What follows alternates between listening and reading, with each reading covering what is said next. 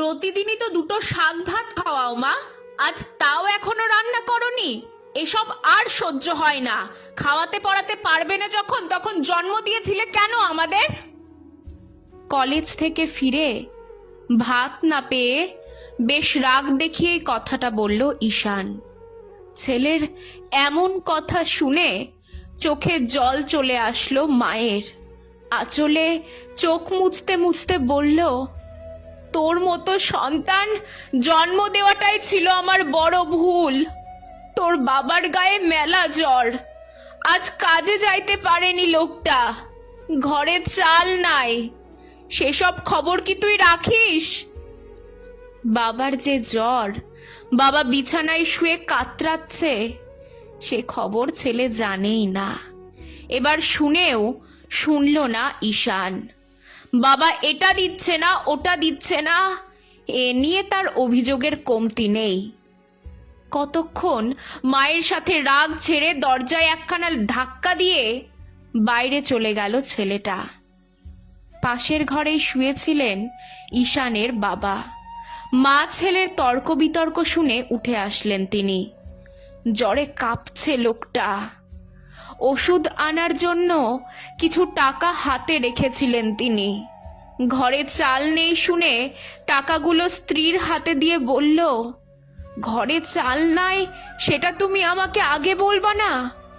এটা দিয়ে চাল নিয়ে আসো, তাড়াতাড়ি ভাত রান্না করে ছেলে মেয়েকে দিয়ে তুমি খাও।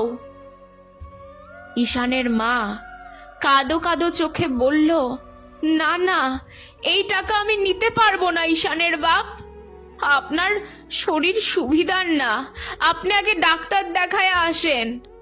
আমরা একবেলা না খায় থাকলে কিছু হবে না।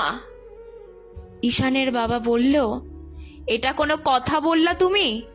আমার ছেলে মেয়েরা না খায়ে থাকবে আর আমি এই টাকা দিয়ে ওষুধ কিনে খাবো ভাবছো? আমি একদম ঠিক আছি, তুমি চিন্তা করো না। একটু জলপট্টি দিলেই জ্বর চলে যাবে। তুমি তাড়াতাড়ি যাও তো, দোকান থেকে চাল নিয়ে আসো, ছেলেমেয়েগুলোর খিদা পাইছে। অগত্যা ওনাকে যেতেই হলো।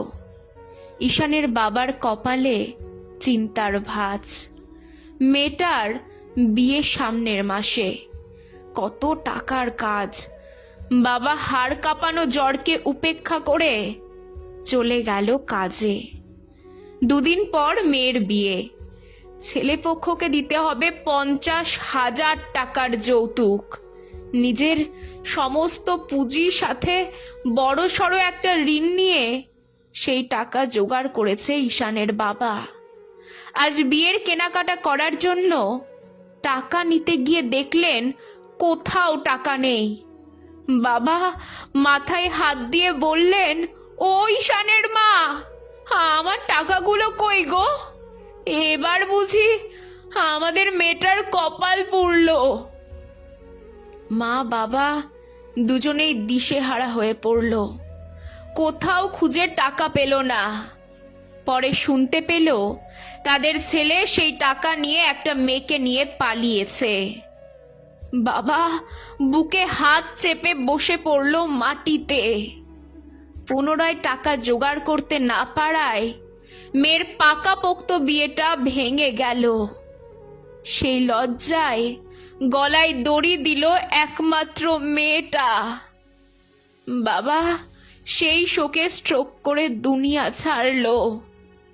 স্বামী কন্যাহারা হলো একজন নারী, অথচ ছেলে জানলই না টাকার শোকে তার বাবা বোন এই দুনিয়াতেই আর নেই। বাবার রক্ত জল করা টাকা নিয়ে ফুর্তি করছে ছেলে। আহারে, বাবার কি করুণ পরিহাস। সত্যি সন্তান হিসেবে আমরা বড্ড অকৃতজ্ঞ হয়ে উঠেছি। আমাদের সমস্ত অভিযোগ শুধু বাবা মায়ের ওপর, অথচ আমরা একবারও জিজ্ঞেস করি না তাদের, বাবা মা তোমাদের কি খেতে ইচ্ছে করছে আজ? কোন খাবার তোমাদের পছন্দ? আমি সেটাই তোমাদের জন্য আজ কিনবো। না, আমরা কখনো বলি না। আমাদের তো শুধু চাই আর চাই। আচ্ছা, একবার ভাবুন তো, আমরা কি দিচ্ছি আমাদের বাবা মাকে? সামান্য মানসিক শান্তিটুকুই তো দিতে পারছি না তাদের। বর্তমান জেনারেশনের কিছু ছেলে মেয়েদের দিকে তাকালেই বোঝা যায় তাদের জন্ম দিয়েই যেন বড় পাপ করে ফেলেছে তাদের বাবা মা।